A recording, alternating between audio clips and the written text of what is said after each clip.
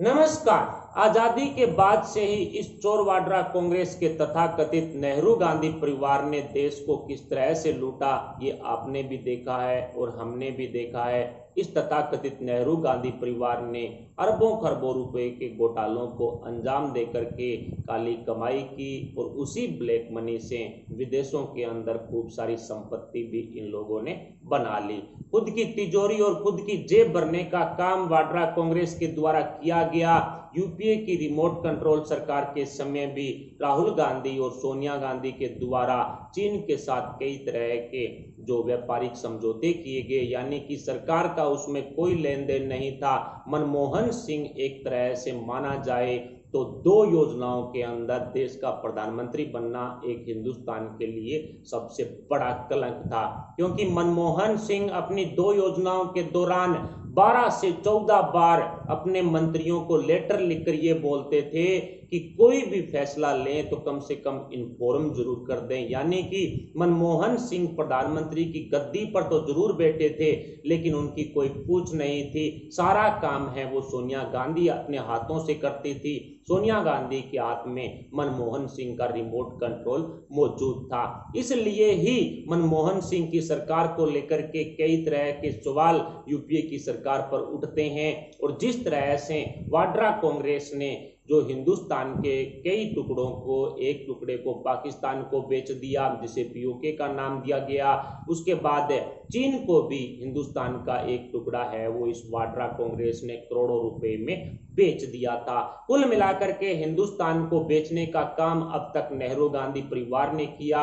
लेकिन फिलहाल भारत और चीन के बीच में जो विवाद उठा है उस दौरान कई बड़े खुलासे होने शुरू हो चुके हैं। इस चोर वाड्रा कांग्रेस को लेकर के भी काफी ज्यादा खुलासे होने शुरू हुए हैं।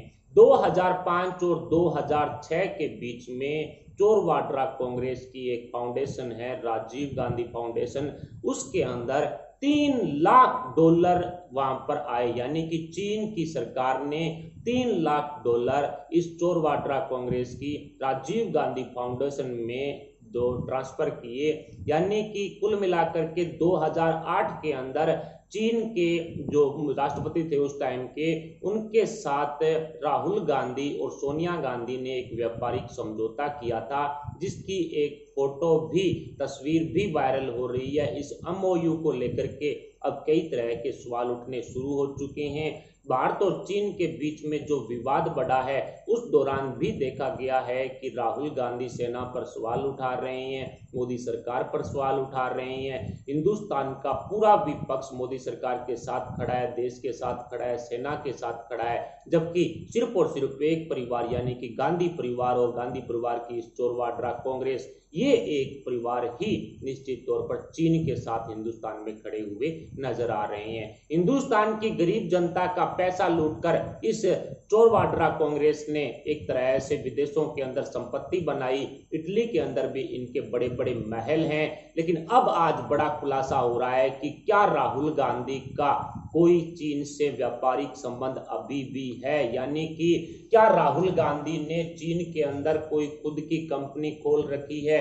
इस तरह के सवाल अब उठकर सामने आने शुरू हो चुके हैं। जिस तरह से कोरोना काल के दौरान भी राहुल गांधी ने टेस्ट कराओ जैसी रट लगाई थी, इसका मतलब यही था कि यदि राहुल गांधी की तरफ से इस तरह के बयान दिए जाएंगे तो राहुल गांधी और सोनिया सेना पूरी की पूरी जो निश्चित तौर पर टेस्ट कराने की मांग करेगी, और ऐसे में हिंदुस्तान में टेस्ट किट की मांग उठेगी और उसी मांग की पूर्ति करने के लिए मोदी सरकार को चाइना से जो रैपिड टेस्ट किट और अन्य जो कोरोना टेस्ट किट है वो मंगवानी पड़ेगी। ऐसे में अच्छा कमीशन राहुल गांधी की जेब में आएगा।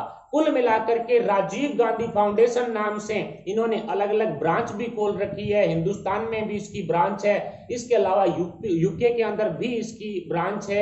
और इसके जो मेन चेयरपर्सन है वो हैं सोनिया गांधी। इसके अलावा इनके जो मेंबर हैं उनमें प्रियंका गांधी वाड्रा, राहुल गांधी, इसके अलावा पी चिदम्बरम जो निश्चित तौर पर काफी लाखों करोड़ों रुपए के घोटाले का आरोपी है, पिछले दिनों ही जेल से जुटकर आया है। मनमोहन सिंह इसके जो मेंबर हैं। इस तरह के लोगों को निश्चित तौर पर राजीव गांधी फाउंडेशन का जो मेंबरशिप है वो दी गई है। और निश्चित तौर पर कांग्रेस और राजीव गांधी फाउंडेशन एक ही चीज है, दोनों के अंदर जो भी पैसा आता है वो कहीं पर भी यूज हो, कहीं पर ना हो, इसकी कोई भी जरूरत नहीं है कि पार्टी किसी तरह का एक्सप्लेन करे, किसी तरह का कोई सबूत दे।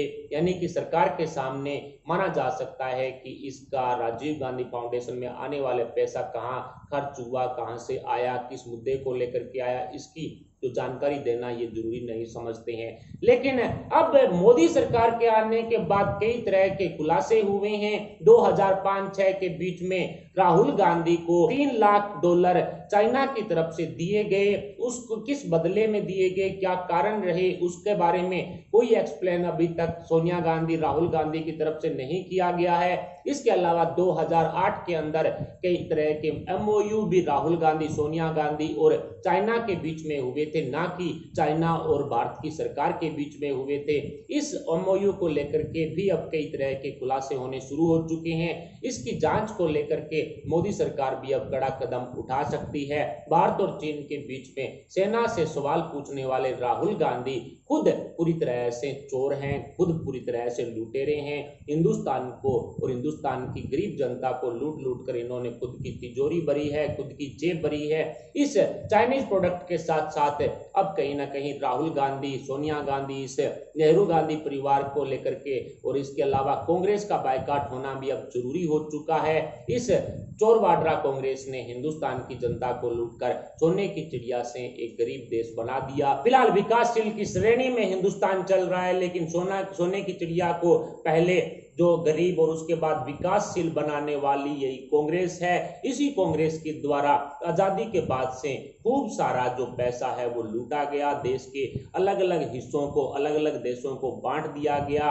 और उसी 1996 के अंदर जो एक इन्हीं जो राहुल गांधी के बाप दादाओं की तरफ से एक समझौता चाइना के साथ किया गया था, उसी समझौते के कारण पिछले दिनों हिंदुस्तान के 20 जवानों को अपनी शहादत देकर इसकी कीमत भी चुकानी पड़ी थी। और उस टाइम एक समझौता इस वाड्रा कांग्रेस और चाइना के बीच में हुआ था कि LAC के आसपास 2 किलोमीटर तक कोई भी सैनिक हथियार का प्रयोग नहीं करेगा। इसी समझौते के चलते भारतीय जवानों ने मात खाई और 20 जवानों को अपनी शहादत है वो देनी पड़ी थी। लेकिन अब प्रधानमंत्री नरेंद्र मोदी जी ने सेना को खुली छूट दे दी है। अब निश्चित तौर पर ईंट का जवाब पत्थर से देने के लिए सेना को खुली छूट मोदी सरकार दे चुके हैं। कांग्रेस ने जिस तरह से हिंदुस्तान के अलग अलग हिस्सों को करोड़ों रुपए में बेच करके ये पूरा का पूरा पैसा है ये खुद गटक गए, इनकी खुद की ब्लैक मनी विदेशों के अंदर मौजूद है। स्विस बैंक की लिस्ट को लेकर के भी मोदी सरकार कड़े कदम उठा चुकी है। जल्द ही इसको लेकर के बड़े खुलासे होंगे। विजय माल्या जैसे लोगों के द्वारा भी कई बड़े खुलासे होने बाकी हैं। वैसे भी सोनिया गांधी और राहुल गांधी, इन पर कई तरह के घोटालों के आरोप हैं और इन आरोपों को लेकर के ये जेल में रह चुके हैं। फिलहाल जमानत पर बाहर चल रहे हैं, इनकी जांचें हैं वो चल रही है और जैसे ही जांच का आगे बढ़ेगी, जांच पर बड़े खुलासे होने निश्चित है कि शुरू हो जाएंगे। कुल मिलाकर के सोनिया गांधी और राहुल गांधी के चाइना के साथ जो संबंध है उसको लेकर के अब पूरे हिंदुस्तान के अंदर आवाज उठना शुरू हो चुकी है। अब हिंदुस्तान की जनता जानना चाहती है कि चाइना के साथ राहुल गांधी, सोनिया गांधी, इस चोर वाड्रा कांग्रेस के क्या संबंध है। यूपीए के दौरान रिमोट कंट्रोल की जो मनमोहन सिंह सरकार थी वो तो बिल्कुल चुप्पी छाए हुई थी और एक किताब के अंदर लिखे अनुसार निश्चित तौर पर मनमोहन सिंह बीच जो सफर के ही अपने पद से इस्तीफा देना चाहते थे। इस तरह के बयान भी उनके जो नजदीकी थे उनके द्वारा दिए गए हैं। और जिस तरह से आज जो बड़े खुलासे राहुल गांधी की कंपनी को लेकर के हो रहे हैं उससे स्पष्ट नजर आ रहा है कि कहीं ना कहीं राहुल गांधी की तरफ से चाइना में कोई ना कोई कंपनियों में पार्टनरशिप जरूर है और इसी कारण हर बार चाइना के साथ राहुल गांधी और सोनिया गांधी खड़े हुए नजर आ रहे हैं। अब राहुल गांधी और सोनिया गांधी के इटली की टिकट कटना जरूरी है। निश्चित है कि इन दोनों को हिंदुस्तान से निकालना बहुत जरूरी हो गया है, वरना निश्चित तौर पर ये हिंदुस्तान को लूटकर यूं ही खाते रहेंगे। और अब तक आजादी के बाद से ही ये लोग निश्चित तौर पर हिंदुस्तान की गरीब जनता को लूटकर खाते रहे हैं। इसको लेकर के कई तरह के खुलासे पहले हो चुके हैं। मोदी सरकार के दौरान भी कई कई तरह के घोटालों के आरोप इन पर लगे हैं और कुछ को लेकर के अब जल्द ही राहुल गांधी सोनिया गांधी पर शिकंजा सुप्रीम कोर्ट कसने वाली है। कई तरह की सीबीआई ईडी की जांच भी इनके खिलाफ चल रही है। ऐसे में पी चिदम्बरम जैसे लोगों को, मनमोहन सिंह, इसके अलावा ये राहुल गांधी, प्रियंका गांधी वाड्रा और ये सोनिया गांधी, विजय माल्या भी इनको लेकर के कई तरह के बड़े खुलासे करने वाला है। लेकिन इसके खिलाफ जांच है वो चल रही है, पूछताछ उससे चल रही है। जल्द ही इसको लेकर के कई बड़े खुलासे हैं वो होने वाले हैं। कुल मिलाकर के इस चोर वाड्रा कांग्रेस ने एक सोने की चिड़िया हिंदुस्तान को गरीब बना करके रख दिया और उसी गरीब जनता का पूरा पैसा लूट कर इन्होंने विदेशों के अंदर खूब काली कमाई वो स्थापित कर रखी है। यानी कि बड़ी बड़ी बिल्डिंग्स इनके पास मौजूद हैं, संपत्ति है। इसके अलावा स्विस बैंक जैसे बैंकों के अंदर काफी ज्यादा इनका काला कमाई वाला काला धन भी मौजूद है। और जैसे ही स्विस बैंक की तरफ से खुलासे होंगे तो निश्चित है कि चोर वाड्रा कांग्रेस के पैरों तले से जमीन भी खिसक जाएगी। जिस चीन के खिलाफ पूरा हिंदुस्तान खड़ा है उसके साथ राहुल गांधी और सोनिया गांधी खड़े हुए हैं। कुल मिलाकर के राहुल गांधी सोनिया गांधी के चीन के साथ किस तरह के संबंध हो सकते हैं, इस पर आपके क्या विचार, आप अपने विचार हमें कमेंट बॉक्स में जरूर बताएं। साथ ही वीडियो को लाइक कर हमारे चैनल को सब्सक्राइब जरूर करें। अभी के लिए इतना, मिलते हैं अपडेट के साथ, तब तक के लिए जय हिंद, जय भारत।